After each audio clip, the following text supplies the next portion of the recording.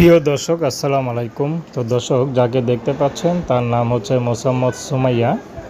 সুমাইয়া পড়াশোনা করতো, 7 পর্যন্ত পড়াশোনা করে আর করতে পারেনি, কারণ থাকে মামা মামির কাছে। তো মামা রিক্সা চালায়, মামি ঘরেই থাকে।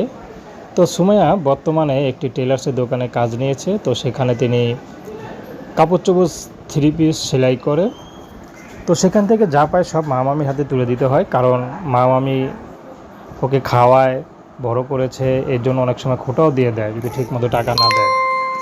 তো সুমাইয়া কী করবে, বাধ্য হয়ে দিতে হয়। তো যাই হোক, সুমাইয়ার এখন বিয়ের বয়স হয়েছে, বিয়ে শাদী করতে হবে, অভাবে সংসার। তো সুমাইয়া এখন ইউটিউবে এসেছেন ভালো একটা জীবনসঙ্গীর আশায়, যে মানুষটি সুখে দুঃখে তার পাশে থাকবে, তাকে কখনো ছেড়ে চলে যাবে না, এমন একজন মানুষ পেলে সুমাইয়া বিয়ে শাদী করতে রাজি আছে। সুমাইয়ার ব্যক্তিগত কোনো চাহিদা নেই, কোনো ভালোবাসার মানুষ নেই।